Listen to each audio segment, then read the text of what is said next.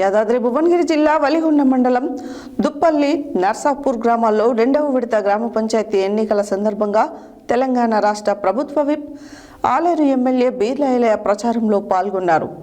ఈ సందర్భంగా బీర్ల ఐలయ్య మాట్లాడుతూ ఎమ్మెల్యేగా నాకు తోడుగా గ్రామాల్లో కాంగ్రెస్ పార్టీ సర్పంచ్ అభ్యర్థులను గెలిపిస్తే ఎద్దుల బండిలాగా ముందుకు వెళ్లి నిధులు తెచ్చి గ్రామ అభివృద్ధి చేస్తారని తెలిపారు. యాదాద్రి భువనగిరి జిల్లా వలిగొండ మండలం దుప్పలపల్లి నర్సాపూర్ గ్రామంలో రెండవ విడత గ్రామ పంచాయతీ ఎన్నికల సందర్భంగా తెలంగాణ రాష్ట్ర ప్రభుత్వ విప్ ఆలేరు ఎమ్మెల్యే బీర్ల ఐలయ్య ప్రచారంలో పాల్గొన్నారు. ఈ సందర్భంగా బీర్ల ఐలయ్య మాట్లాడుతూ ఎమ్మెల్యేగా నాకు జోడుగా గ్రామాలలో కాంగ్రెస్ పార్టీ సర్పంచ్ అభ్యర్థులను గెలిపిస్తే ఎద్దుల బండిలాగా ముందుకు వెళ్లి నిధులు తెచ్చి గ్రామాల అభివృద్ధి చేస్తామని తెలిపారు. గతంలో కేసీఆర్ ప్రభుత్వం అందించిన చీరలు బావిల వద్ద గడ్డి మోపులకు పంట చేదురుకు వాడుతున్నారని, కానీ ఇప్పుడు ప్రజాపాలనలో ఇచ్చిన ఈ చీర గ్రామాలలో ప్రతి ఒక్కరూ కట్టుకుంటున్నారన్నారు.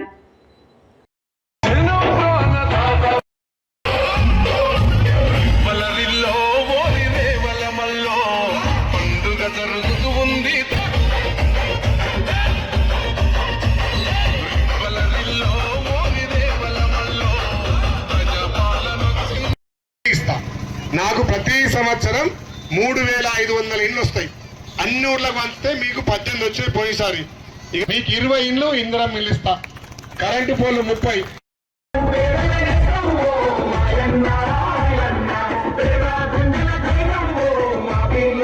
కొట్లాడి కొన్ని నిధులు తెచ్చిండు.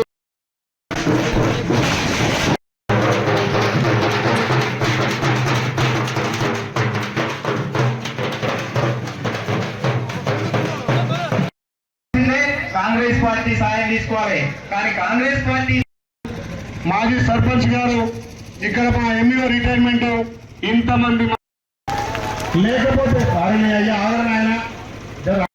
సర్పంచ్ అయితే నాతో కొట్లాడతాడు. మరి బి శంకర్ గాక ఇంకో ఆయన వచ్చిండు అనుకో, ఎవరితో పోతాడు? అలా ప్రభుత్వం ఉందా, ముఖ్యమంత్రి ఉందా, ఎమ్మెల్యే ఉందా, ఎంపీ ఉందా, ఇంతమంది సర్పంచ్ల అండ ఉందా? మరి ఏం చేస్తాడు? గెలిచి పైసలు ఇచ్చి గెలుద్దామని చూస్తారు, సెంటిమెంట్ తోటి గెలుద్దామని చూస్తారు. కానీ ఈడ మీ బిడ్డ బీర్ల ఐలయ్య ఉన్నాడు. కాంగ్రెస్ పార్టీ అధికారం ఉంది. బి శంకర్న గెలిస్తే మనకు పనులైతే నీకు మేము అండగా ఉంటాం. వాళ్ళ పార్టీ బీఆర్ఎస్ పార్టీ ఉందా? 4 ముక్కలు అయింది. కేసీఆర్ వైఫ్ ఫామ్ హౌస్లో రెస్ట్ తీసుకుంటుండు. కేటీఆర్ హరీష్ రావు పైసల పంచాయతీ తోటి కొట్టుకుంటున్నారు. కవితక్క ఎమ్మెల్సీ పార్టీ నుంచి సస్పెండ్ అయి బయటకు వచ్చి ఈ 10 ఏళ్ళు మా నాయనను తప్పుతో పట్టించి ఈ దుర్మార్గులు వేల కోట్ల కొద్ది కొల్లగొట్టిరు, తెలంగాణ రాష్ట్రాన్ని అప్పు చేశారని చెప్పి రోజు దోషడు మన్నెత్తాల మీద పోస్తుంది. మరి 4 పార్టీ అయినాక అలా పార్టీ చచ్చిపోయిన పార్టీ గెలిచి ఏం చేస్తారమ్మా? సర్పంచ్ ఏడిపోతాడు? మీ ఇంట్లో బియ్యం ఉంటే తీసి పువ్వు అంటారు, వచ్చేళ్ళకి పెడతారు. కుండలు అన్నం ఉంటేనే కదా 10 మందికి పెట్టేది. మరి అలా కుండే వాలిపోయాయి, అవునా? ఏం చేస్తారమ్మా? అందుకే నేను చెప్తున్నా, ప్రజాప్రభుత్వం మీరెంచుకున్న ప్రభుత్వం, మీ అందరి ఆశ్రయంతో మీ బిడ్డగా నేను గెలిచిన ఇక్కడ ఎమ్మెల్యే ఉన్నా, ఆడ మన ఇందిరమ్మ రాజ్యం ఉంది, మన ముఖ్యమంత్రి రేవంత్ అని ఉన్నాడు. గత 10 ఏళ్లుగా తల్లి సోనియమ్మ తెలంగాణ ఇస్తే ధనిక రాష్ట్రానికి కేసీఆర్ ముఖ్యమంత్రిగా, ధనిక రాష్ట్రానికి ముఖ్యమంత్రిగా ఉండి 10 ఏళ్లు దోచుకొని దాచుకొని మీరందరూ ప్రజాప్రభుత్వం వచ్చేటప్పటికి అప్పుల తెలంగాణ మన చేతులు పెట్టిండు. గతంలో బి శంకర్ సర్పంచ్ ఉన్నప్పుడు ఇందిరమ్మ ఇళ్ళు వచ్చినాయి. 20 ఏళ్ల కింద ఏసీ కాలు పోతే అన్ని ఇందిరమ్మ కాళ్ళు వచ్చినాయి, అక్కడ పోతే ఇందిరమ్మ ఇళ్ళు వచ్చినాయి. కేసీఆర్ ఏమన్నాడు? తెలంగాణ ధనిక రాష్ట్రం, మీరు మనకు ఓట్లేరి కాంగ్రెస్ వాళ్ళు ఇచ్చేవి 70 ఇండ్లు, మన అధికారం వస్తే డబుల్ బెడ్రూమ్ కట్టిస్తా అని చెప్పిండు. మరి ఈడ దుబ్బెలకి డబుల్ బెడ్రూమ్ వచ్చినాయా? కట్టినాడుగా, నీకు ఇచ్చినాడు కదా, రాలేదా? మరి ధనిక రాష్ట్రంలో డబుల్ బెడ్రూమ్ ఇవ్వకపోయా. రేషన్ కార్డు వచ్చింది ఆ 10 ఏళ్లలో? వడ్డీ లేని రుణాలు వచ్చినాయా? ఉచిత కరెంటు 200 యూనిట్ల వచ్చి దొరుకుతుందా? రైతుకు 1 లక్ష రూపాయలు రుణమాఫీ చేస్తున్నాడు. 4 ఏళ్ళు దానికి 5 ఏళ్ళు పావులేస్తే సగం వడ్డీకి పోయినాయి, సగం బ్యాంకు పోయినాయి. వడ్డీలను వాళ్ళు కాలే కదా, రైతులకు ఏ విధంగా ఇన్పుట్ సబ్సిడీ కాలే కదా, మహిళా సంఘాలను బలోపేతం చేసిందా, కొత్త పెన్షన్లు ఇచ్చిందా? మరి ఏం చేసిందమ్మా ధనిక రాష్ట్రాన్ని? లూటీ చేసి అప్పు చేసి ఆ పైసల్ని తీసుకొని ఇప్పుడు వాళ్ళ సర్పంచ్లకు మీరు ఊరి మీద గెలిచినారు, ఊరి మీద పైసలు పంచురు అంటున్నాడు. ఊరికి సేవ చేస్తాడు కావాలన్నా, ఊరిని దోచుకుంటాడు కావాలన్నా? మరి బి శంకర్ని గెలిపిస్తే నన్ను నిలదీస్తాడు, నాకు ఇల్లు కావాలంటాడు. వాళ్ళు అప్పులు చేసే తెలంగాణకు మనం ముఖ్యమంత్రిగా మన రేవంత్ అవి ఉన్నాడు, అప్పుల తెలంగాణకు నేను మీ బిడ్డగా ఎమ్మెల్యే ఉన్నా.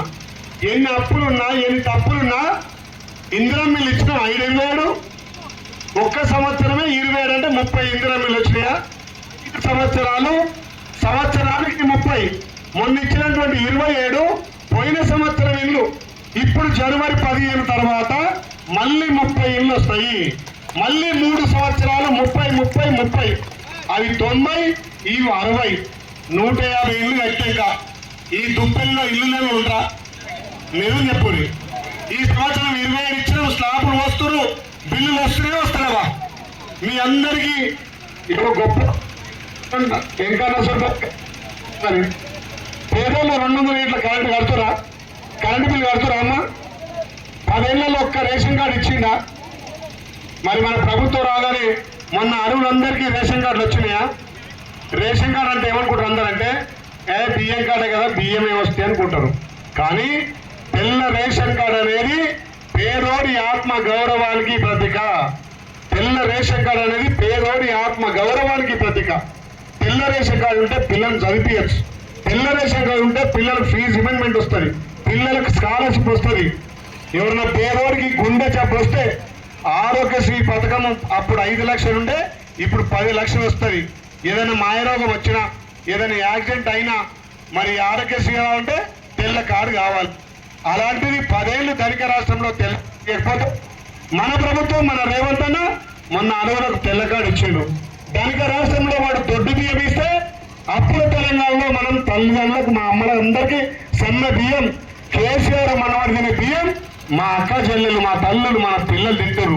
మరి ధనిక రాష్ట్రంలో పనులు అప్పుల తెలంగాణ చేస్తున్నాగా. రేవంత్ అన్న కడుపు కట్టుకొని మనకి ఇచ్చినటువంటి హామీలు ఒక్కొక్కటిగా